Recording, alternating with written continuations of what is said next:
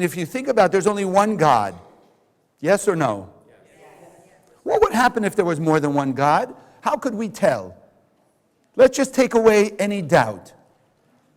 What would happen if there were two gods out there in the universe? Yeah, they'd fight. What would you see? What would you see in the physical, material universe? Absolute chaos. Right? Just like two people. You ever had an argument with somebody? Oh, no, not you guys. Have you ever seen anybody else have a disagreement with somebody? Because you don't do that anymore, do you? So you have a disagreement, right? Two people are fighting over who's right, who's got the answer, who's going to do whatever. So you see there's a certain level of chaos. So if there were really two powers that we call God, then there'd be chaos in the universe. Now, some of you are already thinking, and you're not going to ask it, but I know it's in your mind. Well, there is chaos. Look at the world. Right? Isn't there? Except for one thing. God's universe includes everything. Human beings have free will. So we have the ability of temporarily creating chaos.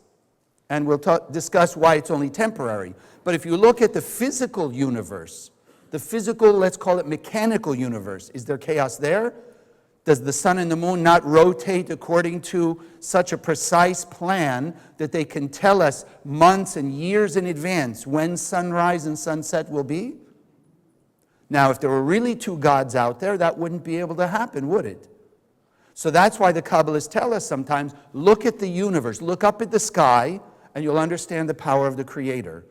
Because we do look at our lives sometimes and we see chaos, we see discord, we see things that aren't going the way we'd like them to go. And that's when we fall into that doubt. Well, maybe God isn't out there for me, maybe God doesn't like me, and you get into all those kinds of things. No, it doesn't matter. Look at the stars, look at nature. Everything happens according to a technology, according to a system.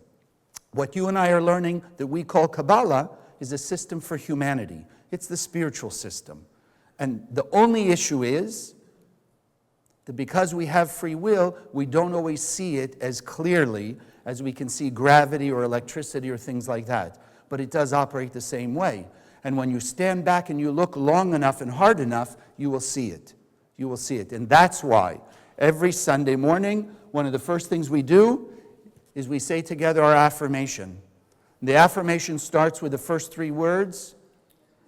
Consciousness is everything. Why?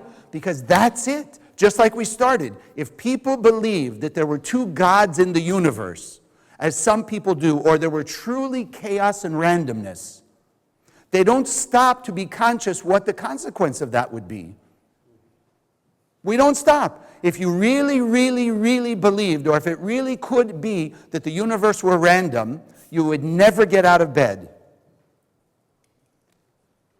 Except for Sundays.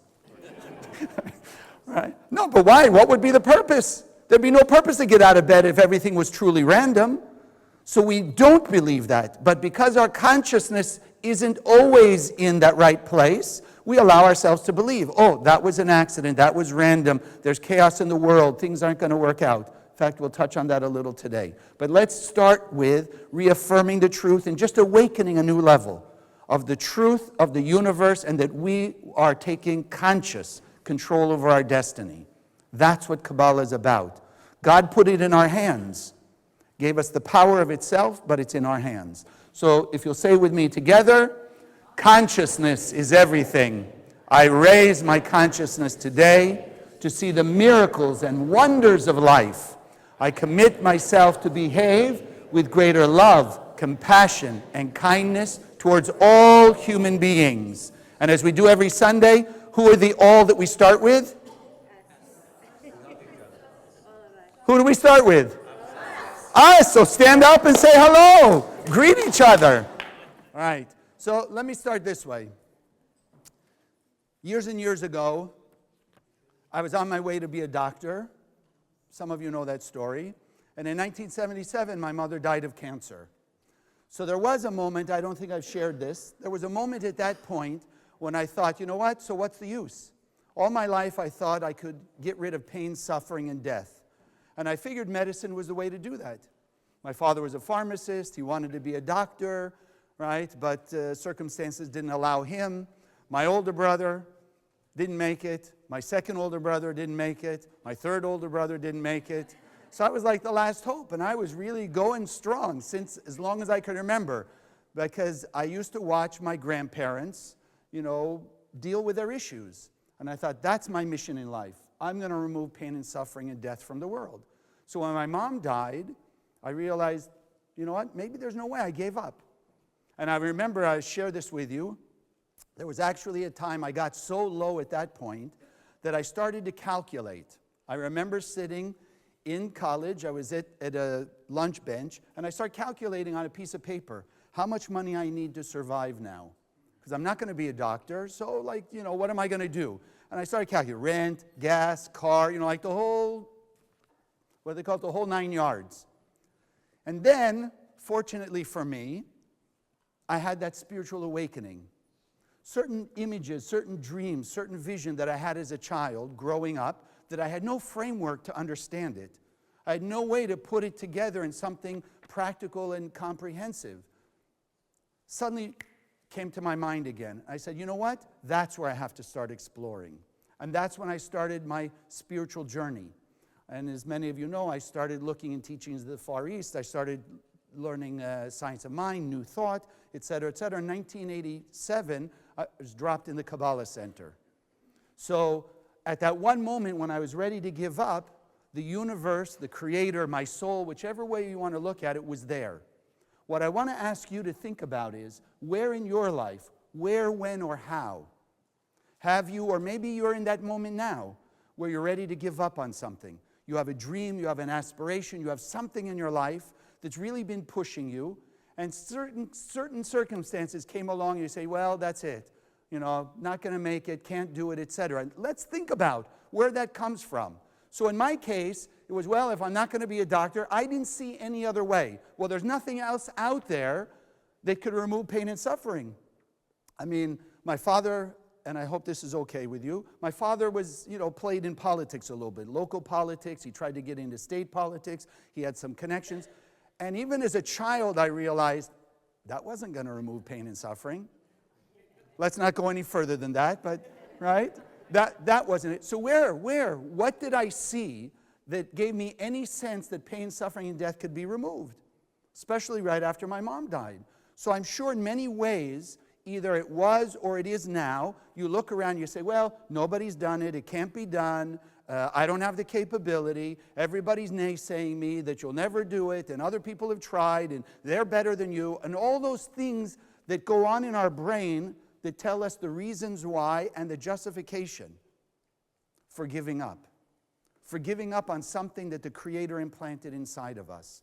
That's the gist of what I want us to understand now. Think of it in the other way. How many of you, when you look back, had something that you wanted so badly, probably more in the physical material world, so badly that nothing was going to stop you? You were going to work, you were going to push, you were going to get people out of your way, positively or negatively, but you were going to get that thing or achieve that thing. Nothing was going to stop you. So then what I want to point out to you, because I know some of us along the way, we do that, we achieve it, it's not really fulfilling, and then we decide, well, I'm not going to do that again. Or we look at it, we say, you know what, that was pretty selfish. We look back, it was pretty egotistical. So we say, you know what, I don't want to have an ego like that, and I don't want to be selfish, because I know life is about sharing. So I'll be that. But I want to point out again, consciousness is everything.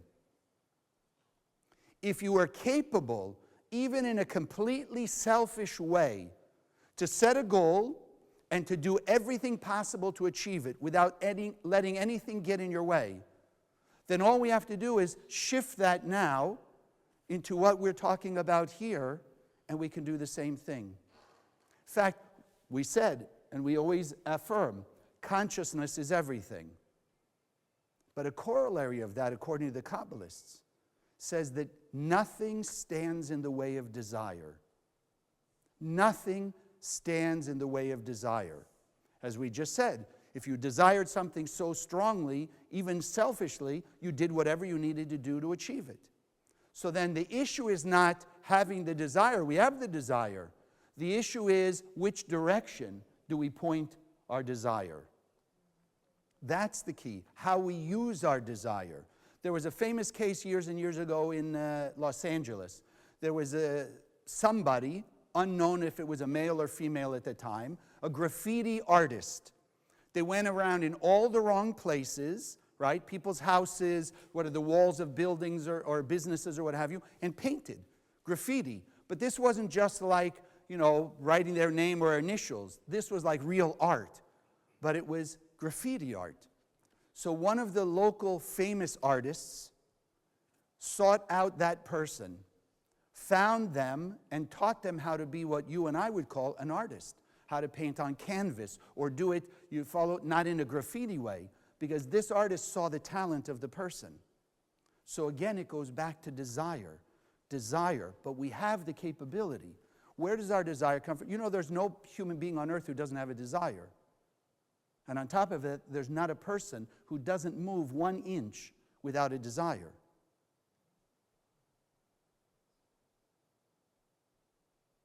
I loved years ago in one of the introductory classes I gave when somebody told me, no, many of the teachings of the Far East talk about having no desire, right? You should get rid of your desire. So I finally came to the understanding, no, the Kabbalists say desire basically is everything. That's who we are. It's how we were created, as I'll mention here in a moment. So what's the solution? How do you understand then what seems to be a contradiction? If the Eastern teachings say, no, they're teaching people how to have no desire, right? Empty your mind and all those things. And the Kabbalah is saying virtually the opposite, that we're driven by desire and there's no such thing as having no desire.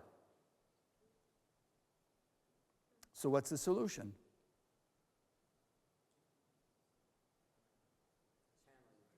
Okay, I'll let you know next week. No, just, okay. I'm just making sure. I want to see how far on the edge of your seats you are now.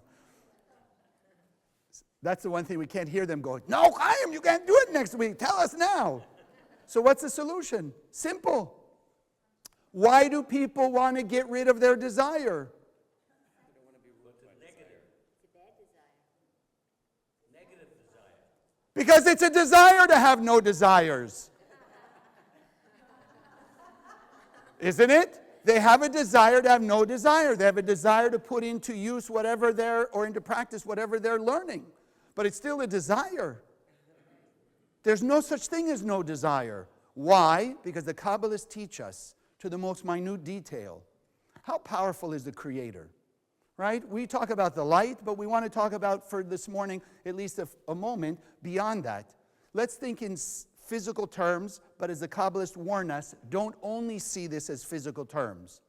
If you're in a dark room and you see what we understand to be the beam of light from a flashlight, and it's kind of moving back and forth. Are you following me? In the dark.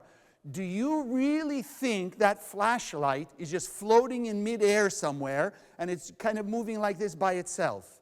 No or no? Yeah. Had you backwards from yes and yes, right? Of course we know there's a human being behind that flashlight moving it, yes? So in essence, if we talk about and we focus on in Kabbalah the light of the Creator, then in essence, in simplest term, there has to be something that emanates that light.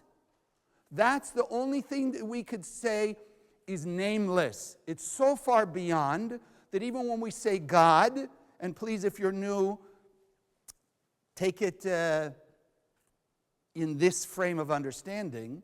When we say God, in any religion, in any spirituality, you're really talking about the light of the God. The Kabbalists have no term. They just call it like the thing itself. The atzmut is the thing that emanates the light. But that Creator, let's use it so I don't have to keep saying atzmut, but that Creator, what's the nature? Is just pure sharing. The Creator wants to give us and wanted to give us all of its light. Now, for me to want to give you something and to have you truly enjoy it, what do you have to have? You have to have a desire. If you give me liver, I don't care whose chopped liver, whose whatever, you tell me it's the best on earth, you give me liver, you cannot share with me liver. Because I have no desire whatsoever for liver. And they said my grandmother made the best chopped liver on earth. I still couldn't eat it. You follow? So you can't share that with me. Not because you couldn't put it on me or give it to me or put it in my hands or on my plate or whatever. I have no desire for it. So then in essence, you're not sharing. So in order for the Creator to actually share its light and have it be manifest, then you and I have been created with an infinite desire for that light and the fulfillment that comes from that light. So if the Creator created us, the pure soul essence of us, as desire for the light, then which person on earth can deny that or negate it? You can't. The only thing, like we said, is how you direct it. You can use desire, like let's say in business. Business, what's the general desire? I want sales, I want money, I want to whatever, live up to my quota, I want to be number one. So that's it. So the desire is driven to sell, right, to make the money, etc. Relationships. We all have a desire. So we're driven. We'll do whatever we need when we have that desire for love, sex, relationship, companionship, something. We'll have a desire. In spirituality, desire for the light is driving us. That's the key. We have a desire to be close to God. We have a desire to manifest all our capabilities. But it still goes back to desire. Nothing stands in the way of desire. So today is the day we're awakening. And again, especially in this holiday time, the desire for closeness to the Creator, the desire to manifest everything that we're capable of manifesting, because the Creator gave us a piece of itself. And if you look around, once you have that desire, what will stop you? Nothing. So then it's only a question of perseverance and endurance. Never give up.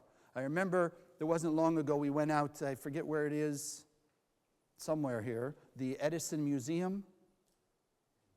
Anyone heard of it? Okay, it's on the West Coast. I'm in Florida since 2005, and my first thought, you say the West Coast, I'm still thinking California where I grew up, right? It's still hard for me to think, okay, well. So anyway, we went to the museum, and they showed us, because I had heard it, but now I knew it was a fact. Thomas Edison had a vision in his mind, and we understand, where did his vision come from? The Creator. That's why he invented the light bulb and we didn't. We didn't get the vision. Not that we're not capable or talented or whatever, but as God, if you will, distributed its capabilities, he got that ability. But do you know he didn't create the light bulb on the first go? Nor the second, nor the third, nor the 50th, nor the 100th, nor the 500th, nor the 1,000. Took him 10,000 experiments to come up with a light bulb, a workable light bulb.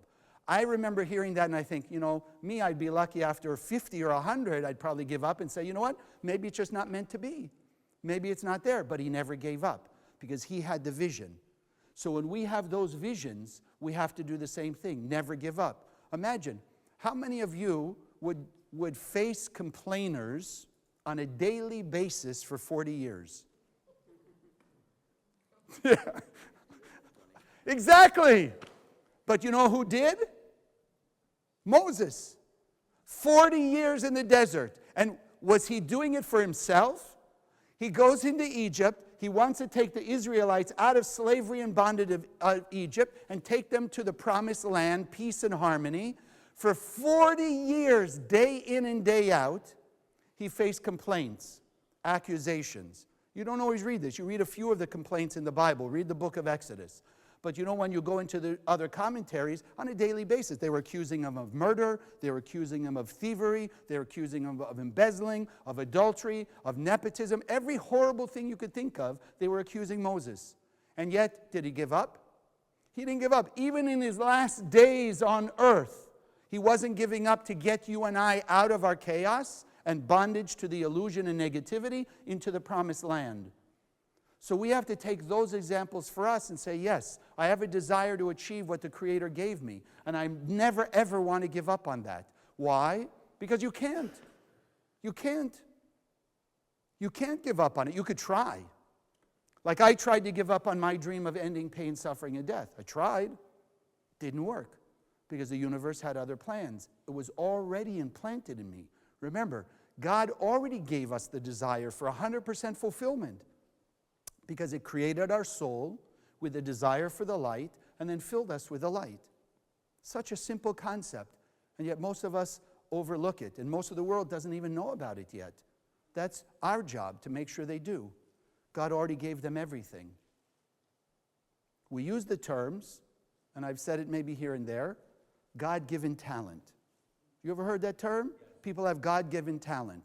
Does that mean now that they're winning awards for that talent or receiving recognition for that talent? Yes, but does it mean because they have God-given talent that they're now getting the award or the rewards? No, what do they have to do? They have to use it. They have to manifest it. If it's not manifest, then so what? The greatest sports people, the greatest scholars, the greatest inventors were given the capability, but if they never went out to use it, then we wouldn't know about it and they wouldn't be rewarded and we wouldn't have the benefit. So the same with you and I. Every single one of us have been given something to express into life. And the reward for us is peace and harmony. It's absolute contentment. And one thing I want to remind you, there is no person on earth who's not essential to this world. No person. Let's look at it like the Zohar, the Kabbalist write. Some of us, thank goodness, we have more than other people in the world. But as the Kabbalists tell us, if we had nobody to share, whether it's more talent and ability, more wisdom, more resources, if we had no one to share it with, then what good would it do us? Zero. So then there have to also be people who in our perception have less, know less, understand less than we. Our job, and that's why every religion and spirituality teaches love your neighbor as yourself, especially in this time of year. That means that if I have more of something, it is necessary for me to have the benefit by sharing it with somebody who has less. But that person who has less, they can have in their mind, look, I want to help Chaim. I want to share with Chaim by offering him the opportunity to share with me. But we don't usually think that way. But now we will. The person that we are giving to, sharing with, etc., bless you, see, it's true. If they weren't around, we wouldn't have the joy and the happiness and the fulfillment of sharing the light that the Creator gave us. So their job is, as ours, there are people that we receive from. Just because right now I'm speaking and you're receiving doesn't mean you're not also sharing. You could be sharing with you, giving me the opportunity to get up on Sunday and share this with you. But that has to be in your mind. That has to be in your mind. So as you go about your day and your week and your life, the people who do share with you something, remember, you're not just a receiver, but you can also be a sharer by thinking, I'm offering them an opportunity to share with me, and then who wins? Everyone. Everyone. But that opponent in our head that gave us the doubt, can I achieve it? Is it capable? Nobody else has done it. What would happen if every inventor on earth said, well, it never happened before, nobody did it before, so I guess we won't do it now? By definition, what's an invention? Something that never happened before. So then our job is never, ever, ever give up on the light, because we will make it, we have to make it, because the Creator already decreed that we're going to make it. But I'll tell you a story, how that opponent in our head works. There were students in Miami when I was teaching down there. They came to the center, their business wasn't going so well. But they also had other issues. They had relationship issues, they had a child that had physical issues, etc. So they come to the center, they start to take to it. They start scanning the Zohar, they start coming to the events, they start applying all the Kabbalistic tools and wisdom. The child that had the physical issue got healed, right? Their relationship worked out, but one thing still didn't. The business didn't work. So all of a sudden I realized they weren't showing up anymore. They were no longer around. So after a month or so, I figured, let me call them, see what's going on. They can't be on a vacation that long. So I called, no answer back. I call again, another month, 2 months, 3 months. About 6 months, one day I'm driving in the car, and I said, let me just try them. So I dialed the phone, and the husband answered right away. I said, hi, it's Chaim from Kabbalah. I could almost hear his disappointment, like, I knew I shouldn't have answered the phone. I didn't recognize the number. right? Because he knows, right? So how you doing? Everything fine? Yeah, he says, yeah. I said, I don't see you in the center anymore. He says, well, he says, okay, I'll be honest with you. He says, we were there for so long, but nothing changed in the business. I said, are you scanning the Zohar anymore? No. He says, the business didn't change. The Zohar didn't help the business, nothing. So I looked at him, I looked at him. Isn't that a funny term? I looked at him through the phone. I said, but let me ask you, didn't your relationships get better? Yes. Didn't your daughter get better? Her health issue disappeared miraculously. I mean, this was like a real miracle. He says, yes. I said, so the business didn't go. I said, but let me ask you, you came to the center, the business wasn't going so well, right? He says, yes. They'd tried many businesses and nothing seemed to catch. I said, so let me ask you a question then. Why didn't you give up on business? If business didn't work before you came to the center, and it didn't work while you were in the center, and it's still not working, why didn't you just give up on the concept of business? You follow the idea? Say that this whole thing called business, commerce, just doesn't work. Give up on the business. Why did you give up on the light of God? Why give up on the Zohar when you saw all these other miracles? And you could hear like the 25 light bulbs going off in his head because it was something he hadn't thought of. He had miracles in his life because of all the Kabbalistic technology, but in their case, the universe said, first you need the health issue for the child, then you need the relationship, and then if you keep persevering, the business will also work. Why? Because it's already been given to us. Maybe they have to turn their desire, maybe there's more perseverance, etc. But business has to work. You think God gave us health and peace and love and no good business, no sustenance and prosperity? Or some people gave prosperity and no health? Or some people gave health and prosperity but no good relationship?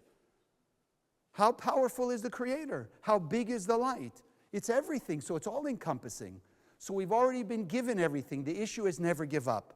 That's the lesson for today. Never ever give up. Which spiritual leader, which spiritual giant do you ever read that says they were born, they never had any tests in their life, and here God spoke to them all the time? Which one? Nobody. God spoke to them all along the way, but every single one of them had some test. Abraham, we learn, had 10 tests. Each one had tests in order to manifest their totality of perfection. So you think if on their level they had tests, we shouldn't have tests? Now, before you go there, we don't have to have tests like they did. We don't have to be tempted in the same way, but we have to be in our level tested also. Why? Because it's not really a test per se. It's our mistakes coming back to be fixed. Because if you hold the thought, the concept, that we've already been given 100%, then there's nothing more to get. There's only what we have to reveal. And how do we reveal? The golden rule. Isn't it funny? We always talk about the golden rule, but how many of us, again, consciousness is everything. What's the golden rule? Do unto others as they would have done unto you, right?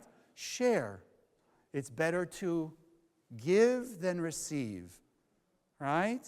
What goes around comes around. We say all these things, but we have to stop and apply it on a higher level today. That's the issue. Never, ever give up. Just keep going. Keep persevering. Because at the end of this story, we will make it. One way or another, we're all being pushed to make it. And that's the key. Let us follow in the footsteps of all these giants. Let us follow in you see people in your own life, do you not? Have you not seen anybody in your life persevere through challenges and difficulty to achieve? So if they can do it, we can do it. There's no such thing as what one person can do, the rest of us can't. Again, they may be able to do it on a different level in different ways, but if one person can achieve their 100%, we can all achieve our 100%. That's what we're here to feel, to recognize. You have dreams, you have aspirations, you have visions. The Creator has put it already and planted it in us. The issue is just persevere. Never, ever give up. Never give up. It's the whole story of the Kabbalah Center. Rav Ashlag started the Kabbalah Center from a lineage going thousands of years before. He started it as one person. And in spite of all the people who naysayed him, told him he shouldn't be doing it, couldn't be doing it, beat him up for spreading Kabbalah, even to 12 people, he didn't stop. His disciple, Yehuda Tzvi Brandwein, never gave up either. his disciple, Rav Philip Berg and Karen Berg, they never gave up. There was a time, I'll tell you a story most of you probably don't know. The center was the Rav and Karen, the two of them. Started about 1969 when the Rav's teacher passed from the physical world. So they started. Against all odds and against all the traditional saying, the Rav went to, I believe it was Tel Aviv University, to teach Kabbalah in public. Of course, got lambasted for it. But by 1984, the center had grown. It was famous all over Israel at that time. 1984, what happened? The people who were in the center decided that they were going to take the center away from the Rav and Karen. So the teachers of the center, except for one, told all the students they were picking up and starting their own center. And like 98% of the people left with them. So the Rav and Karen, when they tell the story, you will hear, yes, they were ready to give up. The question was, like, what did they do wrong? What's wrong with this? Maybe it's not the right path. Maybe they really shouldn't have brought Kabbalah to the masses. Well, needless to say, because we're sitting here, right, they didn't give up. Because why? Yes, because the angels told them. Right? No, but if you think, really, because in their heart and soul was implanted the privilege to be the leaders to bring Kabbalah to the masses, to fight against what people had said, no, you're not allowed to teach it to just anybody. It's got to be held among certain people. Well, thank goodness that they didn't believe that, and they persevered, and they picked up literally from zero again, and they made the center grow. And it grows, thank God. We have millions of people now who have studied over the 30 years I'm in the center. We have centers all around the world. We have a composite of different types of students, Jews, Christian, Muslim, Buddhist, Hindus, everybody. Why? Because they never gave up on that which was put inside them to bring peace and harmony to the world, the end of pain, suffering, and death. So whether you and I realize it, we all came to the Kabbalah Center for some reason, and I'm sure we all had different reasons if you ask, but I will share with you the bottom line why we all came is for the very name itself. The word Kabbalah means to receive. We're all here to receive our 100%.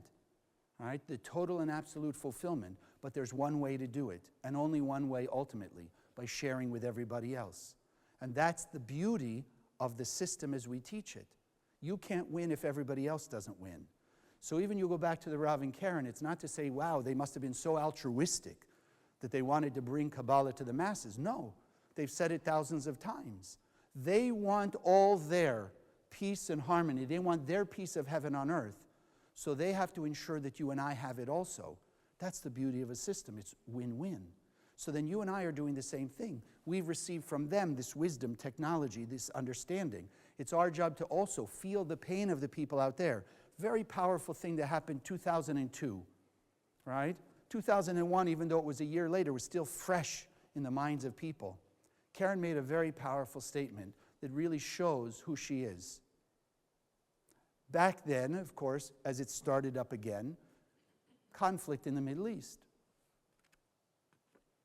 So Karen made a statement in 2002, less than a year after 9/11, all right, and all that's gone on from that point. She says it's very simple. She says, you know when there'll be peace in the Middle East, which essentially is the forebearer of peace to the world? She said, when the Israeli mother will cry for the Palestinian mother that lost a child, and the Palestinian mother will cry for the Israeli mother that lost a child. When you and I begin to feel the pain of the other people out there, not just our own, that will drive us to eliminate that pain. Because if we feel their pain, we're feeling it as if it's our own. And as we all know, when we feel pain, there's nothing in the world that will stop us from achieving getting rid of that pain. We'll do anything and go anywhere and do anything possible within our capability to remove that pain and suffering. I want to leave you with this very nice story that I was just reminded of. Again, because we've all been given such an amazing potential. And it's not just to be good people, but you and I, as we're sitting here now, it's going the extra mile. If we really have a desire for the light, we'll go the extra mile. We'll do something outside of our comfort zone towards helping other people. And before I tell you the story of the Kabbalists, I want to tell you about one of the students in New York that I'm just being reminded of. We had a student in New York who had difficulty in his business. And his business was up and down, but he started to come and learn. And he started to realize, as many of us realize, the light is the most important and valuable thing in my life. Because if I have the light of the Creator, if I'm manifesting that light, it will become the right business, the right job, protection, peace. Everything in the physical world is based on that light. So if I have the light, I essentially have everything I will ever need in any shape or form. So he came to understand that. So one day he came to us and he said, and mind you, his business wasn't going so well. In fact, I'll tell you anyway. He had to get rid of his cable TV. It got that bad, all right? Which was big because he had kids and that's what they were depending on. He came and he said, I want to give charity. Because as we know from King David, right, charity saves from death. So he came and he pushed himself to give charity, all right, to spread the light. What happened? He lived out in Long Island. His neighbors never around. He's out, back then it was in one of the less developed areas. So one day, he's at work, his children at school, his wife is at work. A brush fire starts in his backyard. His neighbor, who's number one, not home ever, you know the rest of the story, right? Happened to be home. And not only happened to be home, but was a firefighter. So he sees out his sliding glass, he sees his neighbor, this brush fire starting, and he knows where it's going to go. He went out, he put it out. So this guy's entire home and all the contents was saved because he pushed himself to give charity, right, to go outside of his comfort zone. And a miracle happened within the week that he could see the direct correlation. There's a story, and this is the one I wanted to share with you. His name was Naphtali from the Ukraine. He was a great, great Kabbalist, wrote dozens and dozens of books, had thousands of students. But he shared one day with his students, he says, when he was growing up, he wasn't much for school, wasn't interested in school, didn't do very well in school, didn't pay attention in school. He says one night as he was going to sleep, he heard his mother crying to his father. What are we going to do with Naphtali? He doesn't pay attention in school, he's not doing well in school, and if he doesn't learn, he's not going to be able to have a good life. And they're ready to throw him out of school, he's doing so bad. So he said he felt such pain for his mother that when he went to sleep, he had a dream. And in his dream, he had left the physical world, and he was, up in heaven, let's call it. And God came to him and said, Naphtali, welcome. He says, but tell me, where are your students? And he's thinking to himself, students? What students? I don't have any students. I didn't do well in school. How am I going to have students, whatever? And God looks at him and says, and Naphtali, where are the books that you're writing? Right? The books. He said, what books? I don't have students. I don't write. What are you talking about? He says, no, I'm a good person. I have a decent life. I give and I help and I do and this, but I have no books. I have no students. And he realized at that point that dream was telling him what his potential was. His potential was, and he says when he woke up, he realized that he didn't want his mother to have that pain. So he pushed himself to study, to learn, to do. And as he said, now evidenced, obviously, there are books and there are students. So he said he could have lived a decent life. He would have been a good person, a nice person, even a spiritual person.